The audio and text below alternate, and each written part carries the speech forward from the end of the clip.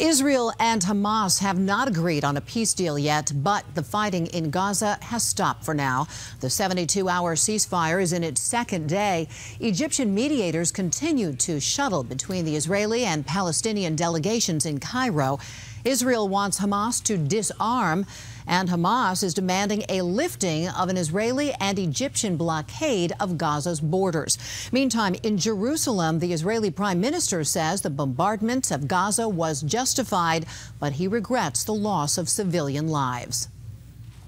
Israel deeply regrets every civilian casualty, every single one. We do not target them. We do not seek them. The people of Gaza are not our enemy.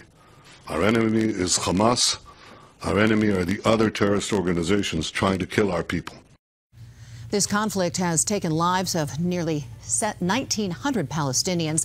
The UN says 3/4 of them were civilians.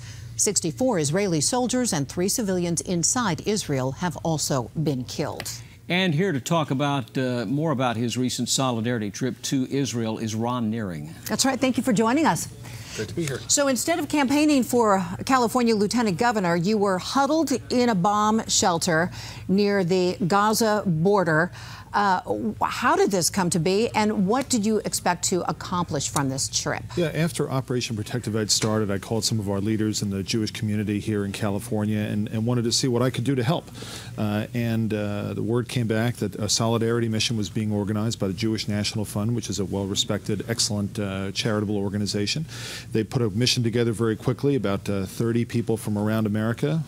We went over there and spent some time in Tel Aviv and Jerusalem, and then down in the south, which is closer to the Gaza border, where last Thursday there were 2 rocket attacks. We heard the air raid sirens go off, and we were in a school at the time, and we and a bunch of 4-year-olds, all ran into these 2 bomb shelters inside of the school and waited for the all clear signal, and that was a significant part of our trip. So we got to experience firsthand what many of these Israeli citizens have been putting up with for 10 years. So what was going through your mind when those Hamas rockets were exploding all around you and you were hunkered down in that shelter? Were you fearful of your life? No. Number one is that the Iron Dome system is very effective. It's not 100% effective, but it's about 90% effective. So there is a defense now against these missiles, which didn't exist before. Second was that, the Israeli citizens have been putting up with this for 10 years in the south. And for people in the north, very often it's something that they read about. But if you live in the southern area, it's something that they've been living with all of the time. So it's very understandable that the Israelis would say, you know what, we need to put a stop to this. And what was it like interacting with the people there, the everyday people? I mean, here you were tweeting what was going on a world away, but these people, as you mentioned, deal with this threat every single day. Yeah, it has the biggest impact on the children. So we were in the school, and the air raid siren goes off, and all of the adults, usher all the little kids and toddlers and such into this bomb shelter, and you could see they all start crying immediately. And that there are many of these kids who are growing up with all types of nervous anxiety and so on. Because if you're 15 years old, you've known this since you were 5, and so it was striking that even though this is happening all of the time, they're not getting used to it. The kids don't get used to it. Yeah. Okay, you talked to the Israeli children in the shelters. You talked to Israeli soldiers, I understand, in the hospitals. What about political leaders? Did you get a chance to talk to any political leaders in Israel? We sat down with the mayor of Beersheba and the mayor of Jerusalem discussing this, and both of them were 100% behind Operation Protective Edge, identifying that the enemy is not the Palestinian people, it's this Hamas terrorist group. There are some people from the outside who are looking in saying Israel needs to negotiate with Hamas. Well, that's a terrorist group. That's like saying that the United States should reach a negotiated settlement with al-Qaeda. That's not on the table. Israeli Prime Minister Benjamin Netanyahu scolded the U.S. and President Obama just a few days ago for second-guessing him when it comes to dealing with Hamas.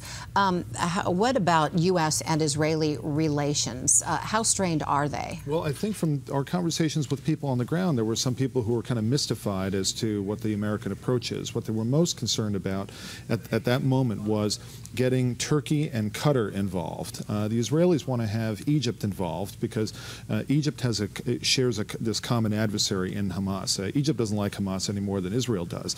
But by bringing two Hamas patrons to the table, as the U.S. was attempting to do, was seen as a step that was not favorable to the Israeli position. What are your thoughts about the criticism of Israel for bombing shelters where women, children were staying along the Gaza Strip? Well, the responsibility for these civilian casualties lies with Hamas.